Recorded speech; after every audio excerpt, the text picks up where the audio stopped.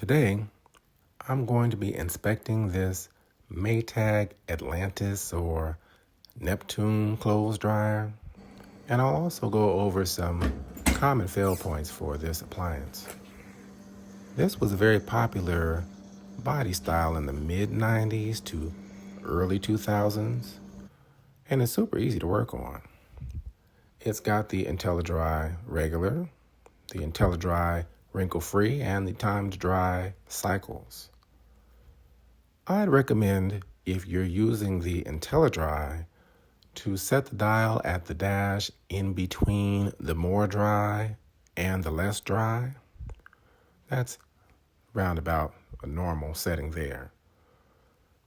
Now the dryer has this moisture monitor that monitors the moisture in the clothes, and when they are dry, the dryer will, stop drying them. And the reason I say that is because the IntelliDry regular, that setting, the tumbler will stop tumbling, the dryer will stop. But for the wrinkle-free cycle, the dryer will stop adding heat and start a long cool down. And if you have the signal set to on, the signal will sound when the clothes are dry, and it's kind of like saying, if you don't come in here and get these clothes, I'm going to keep tumbling them for the next 20 or 30 minutes or however long the cool down is, because the signal keeps sounding every 5 or 7 minutes or something like that. Now, this 25-year-old dryer had a little dust back here, and I figured it'd be a good time to have a look inside. I always say, with the right tools, you can do anything. All I need for this is this Phillips 5/16 here, or maybe a 8mm, and whatever this attachment is, I get the feeling it's probably 1/4. God bless cordless power tools, by the way. Now this is a reversible door, so your hinges could be on this side here on the left or on the right side. Either way, you have these 4 screws that need to come out. Now here is our lint filter. And I'm always surprised at how many people don't know that a clothes dryer always has a lint filter. You want to clean it out ideally after every load. If you don't clean it out, the dryer will begin to run less and less efficiently, and over time, you run the risk of the dryer catching on fire, and you don't want that. So make sure you're cleaning out your lint filters. This door hooks into the cabinet in kind of a weird way, so you have to lift it up and kind of jiggle it free from the cabinet. And these 4 screws that I'm taking out hold this front panel on. Be careful when you pull this off, because there are some sharp edges here. And make sure to unplug this before you go digging around in here. Look at there. See that? Now let's see. All that's due to be cleaned. Doesn't look too bad, does it? A little dust here and there. Not too bad. Not as bad as I thought. But let's have a closer look with the vacuum cleaner. I got Shark Vacuum here. See there? This is what I call a kid's knit sweater's worth of lint, and there's plenty of it. It goes all the way to the back of the dryer. So I'm just gonna clean out what I can.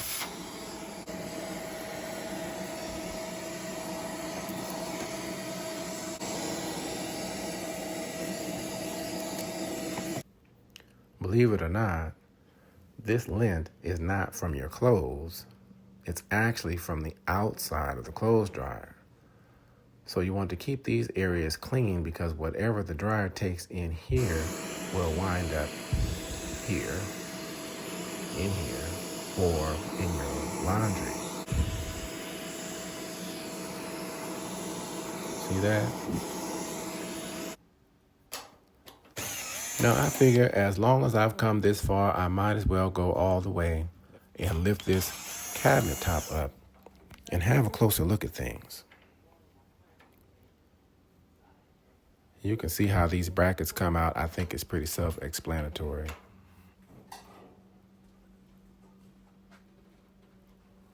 As I look in here in the top, I'm just looking for obvious signs of damage, like this curious mark here. But I couldn't find anything that could have caused that. Or this felt, which is actually still in good condition, just needs to be reattached to the back there. This belt, however, why, I believe it's seen its best days. I can tell just by touching it, it's dry rotted and it's due to be replaced. So I'm going to do that today. This here front piece that we're looking at is called the tumbler front. And yes, the drum is actually called the tumbler.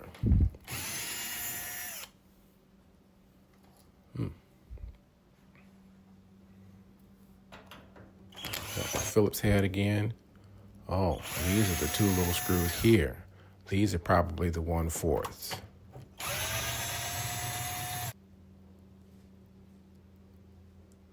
I don't know if I needed to take them out now that I think about it.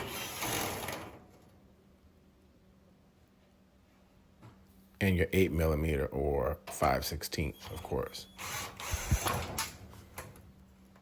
Now, before you take the tumbler front off, I'd recommend unhooking the belt first.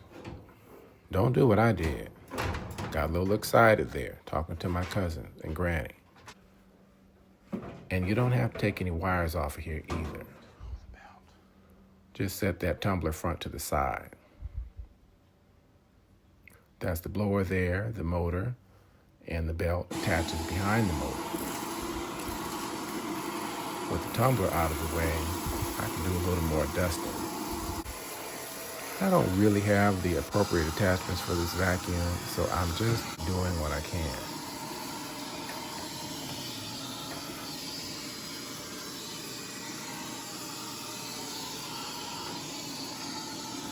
I'm trying to be careful with the wires, not to touch them too much either.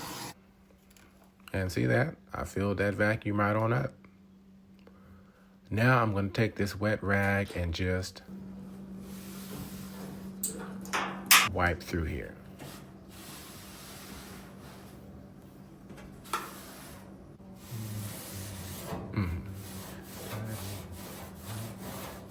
Whistle while you work, and cheerfully together we can tidy up the room. So come on.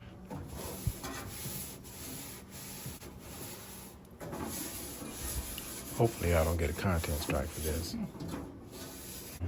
Yes, I know all the words. This duct back here is where the real meat and potatoes are. Well, maybe where the real lint is. I'm curious to see what's in there because, well, these can fill up with lint pretty bad.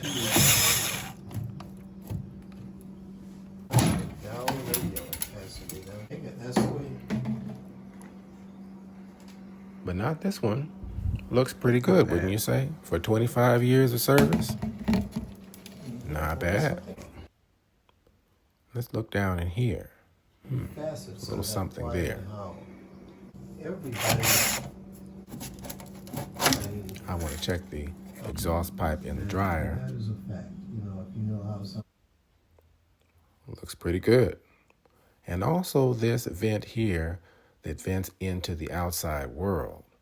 These have a tendency to have a screen in them which keeps critters out, but it also collects lint.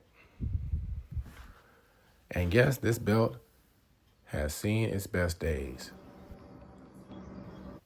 Now, see there? Not bad. I could have been a little more thorough actually, but this will do for now. This tumbler could use a little cleaning too. And it doesn't care which way you put it in, by the way, back into the clothes dryer. Either way you turn it is fine.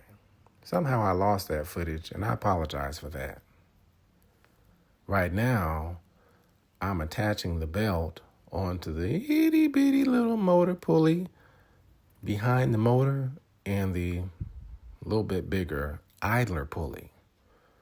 They're in the back here and hard to get to. Let me see if I can show you. See there?